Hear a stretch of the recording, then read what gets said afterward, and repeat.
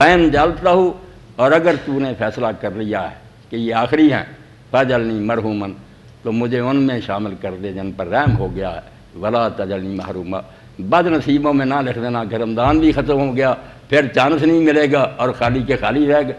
اسی لیے اللہ کے رسول علیہ السلام نے فرمایا بد نصیب ہے وہ شخص جس کو رمضان ملا اور پھر نہیں بخشا گیا، اور کم بخت ہے جس کو بوڑھے والدین ملے اور خدمت کر کے جنت نہیں لے سکا، اور کم بخت ہے وہ شخص جس کے سامنے میرا ذکر ہوا اور وہ درود شریف نہیں پڑھ سکا۔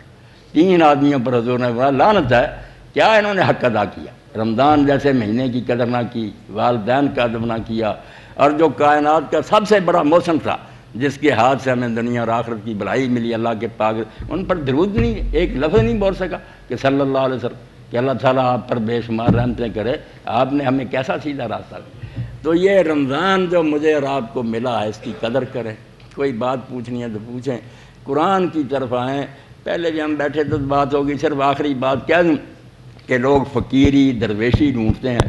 اقبال کہتا چیز فقر قرآن اختلاط ذکر و فکر، قرآن کا فقر کیا درویشی، قرآن کا فقر ہے ذکر اور فکر کو اکٹھے کرنا۔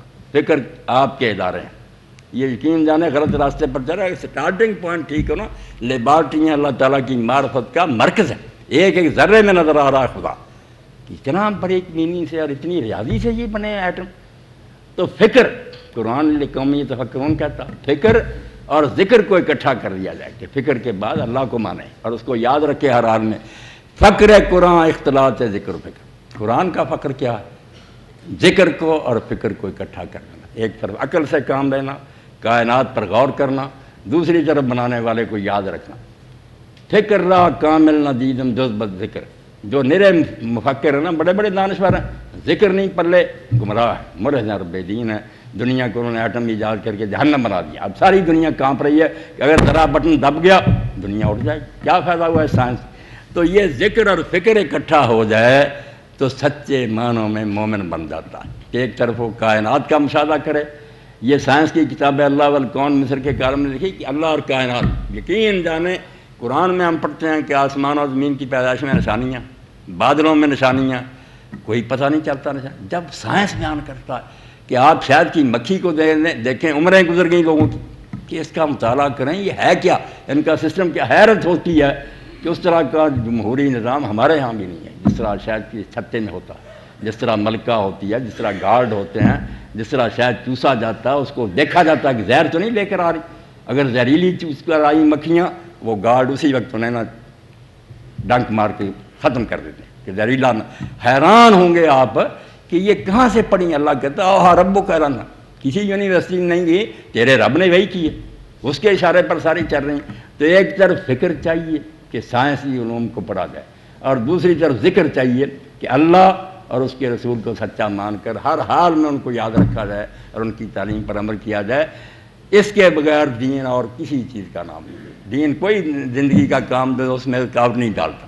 آپ سائنسدان بنے، فلسفی بنے، اسلام کو کیا تکلیف ہے، مگر ایسا ہی بنے کہ فکر اور ذکر اکٹھا ہو، ایک طرف عقل ہو دوسری طرف وہی ہو۔ وآخر دعوانا الحمدللہ رب العالمین۔ میری بات کچھ لمبی ہوگی تو سوال کریں آپ۔ بسم اللہ الرحمن الرحیم۔ مولانا میں ڈاکٹر احمد اسلم خان ہوں، میں چیئرمین ہوں پلانٹ پیتھولوجی ڈپارٹمنٹ۔ ماشاء اللہ، اللہ تعالیٰ خیریت سے رکھے۔ میں گزارش کرنا چاہتا ہوں کہ ہم خوش قسمت ہیں کہ آپ جیسے علماء ہمارے یہاں تشریف لاتے ہیں اور ہماری رہنمائی فرماتے ہیں۔ جیسا آپ نے ذکر کیا ابھی تھوڑی دیر پہلے بتایا کہ ذکر اور فکر دونوں ساتھ ساتھ چلنے چاہیے، اور عقل سے یعنی کائنات پہ غور و فکر کریں۔ تو قرآن پاک میں بہت ساری ایسی آیات ہیں، جیسے الا بذکر اللہ تطمئن القلوب، ذکر الہی دلوں کو سکون دیتا ہے۔ پھر وہ اقرار باللسان و تصدیق بالقلب، زبان سے اقرار کیا اور دل اس کی تصدیق کرتا ہے تو ایمان لے آئے۔ پھر وہ مرض فزادہم اللہ علی قلوبہم، ہم نے دلوں پہ۔ تو قرآن پاک میں بہت ساری ایسی آیات ہیں جو دل کی بات کرتی ہیں۔ اقبال کہتا ہے کہ جو عقل کا غلام ہو وہ دل نہ کر قبول، گزر جا عقل سے آگے کہ یہ نور چراغ راہ منزل نہیں، ٹھیک ہے نا۔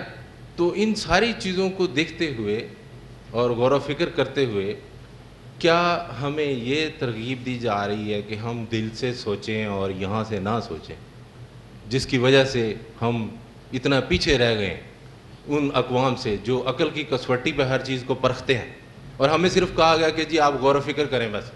اور عقل سے دیکھا ہے اکثر مسلم امہ میں جتنے بھی کام ہے پلاننگ جو ہے وہ جیسے بجلی کا بحران, پلاننگ نہیں ہے تو عقل سے نہیں سوچنا, جذباتی بہت زیادہ ہے, ارریشنل اپروچ. اور اگر آپ اجازت دیں تو اس کے ساتھ ہی میں ایک دوسرا سوال بھی, تو آپ اکٹھے آپ ان کا جواب دیں. آپ کریں.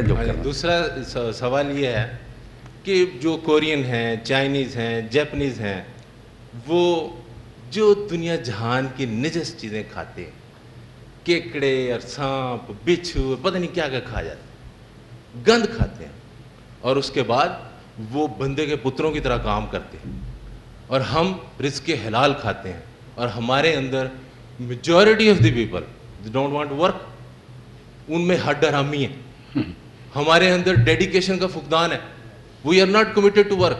تو رزق حلال کھا کے ہمارے اندر ہٹ حرامی کیوں ہے؟ Please, thank you. بہت اچھا سوال ڈاکٹر صاحب نے اٹھایا کہ وہ حرام کھاتے ہیں, ہم حلال کھاتے ہیں. پہلی بات تو ڈاکٹر صاحب مجھ سے زیادہ جانتے ہیں کہ حلال کہاں کھاتے ہیں. مسلمانوں میں حلال کھانے والے بہت تھوڑے رہ گئے. یہی حلال نہیں کہ صرف آدمی جو ہے نا بکرا کھاتا ہے یا مرغا کھاتا ہے. حلال کے یہ بھی ہے کہ نہیں ڈاکٹر صاحب, اصل میں حلال تو جو ہے نا آپ دیکھ لیں قرآن مجید میں جہاں نا کلوا مما فی الارض حلالا طیبا, دو لفظ فرمائے گئے ہیں کہ حلال بھی ہو اور طیب بھی. حلال تو ہے کہ قانون کے مطابق اس کے کھانے کی اجازت ہو, دین اس کو حرام نہ ٹھہرائے, یہ ٹھیک ہے ڈاکٹر صاحب کی بات. مگر اس کے ساتھ حالانکہ سارے اس پر بھی نہیں رہتے, اللہ کے حرام کیے ہوئے شراب اور خنزیر سب مسلمان بہت سے کھا رہا ہے اب.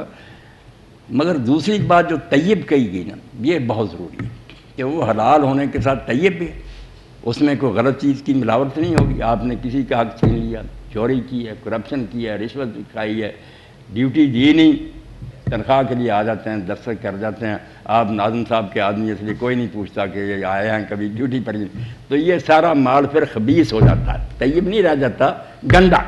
حلال ضرور ہے, دین کے مطابق ہے وہ, مگر بعد میں اس میں نجاست پڑ گئی, پلید ہو گیا. اس لیے ایسا پلید جو مال کھائیں گے ہم, اس سے کہاں پھر تقویٰ پیدا ہوگا, دین آ گیا. اور صرف خوراک پر ہی نہیں کہ صرف خوراک آدمی کی ٹھیک ہو تو دیندار ہو جائے. اصل میں جو بات ہے نا کہ دین کے 3 شعبے ہیں, ان تینوں شعبوں میں آدمی کو درک حاصل کرنا چاہیے, ورنہ دین نہیں آئے گا. آپ پڑھے لکھے لوگ ہیں اس لیے میں کہہ رہا ہوں, قرآن میں جو بار بار آتا نا کہ رسول کریم علیہ السلام کا منصب رسالت کا جو مقصد ہے وہ تزکیہ ہے, کہ شخصیت کی ڈیولپمنٹ. اب تزکیہ بھی مبہم سا بن گیا کہ پتہ نہیں خانقاہوں میں جا کر بننا.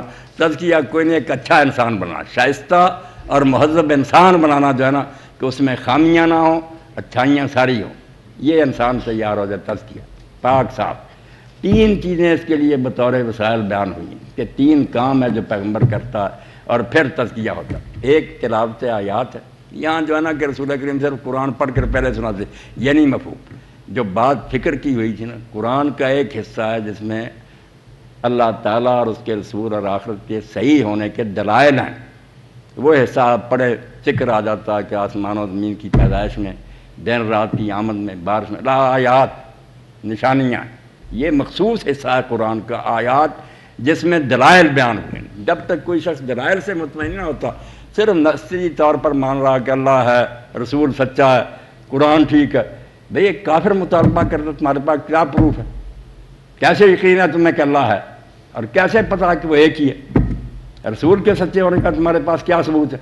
یہ ہے بصیرت جو ان آیات سے حاصل ہوتی, باقی ٹکڑے قرآن کے نہیں جن میں دلائل بیان ہوئے ہیں. دن کے آخر میں لا آیات لقوم یؤمنون, لا آیات لقوم یتفکرون, کہ ان میں دلائل ہیں غور و فکر کرنے کی. پہلا حصہ دلائل کا ہے.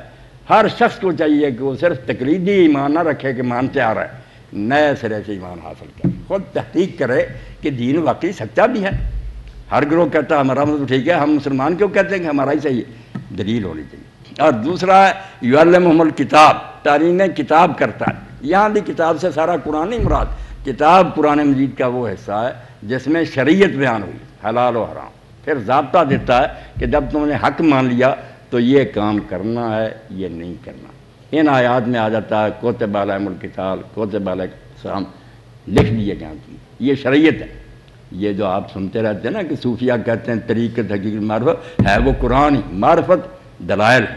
پہلے دلائل سے پہچانو کہ دین برحق ہے، طریقت ہے کہ پھر طریقہ معلوم کرو کہ عبادت سر انجام کیسے دینی، زندگی میں چلنا کیسے، اور تیسری بات ہے پھر حکمت، کہ اگر آدمی احکام بھی سیکھ لے کہ صبح سے شام تک کھانا پینا نہیں، مباشرت نہیں کرنی، روزہ ہو گیا، یہ کتاب ہے، قانون، مگر حکمت کیا کہ تقوی پیدا ہو، فلاسفی کیا، اس کی رمز کیا ہے کہ کیوں بھوک پیاس پڑتا ہے کہ تم میں تقوی پیدا ہو۔ یہ تیسری بات پھر حکمت کی ہے، قرآن سے باہر نہیں ہے، آیات دلائل ہیں، کتاب شریعت ہے، لا، اور حکمت ہے اس کی خاص۔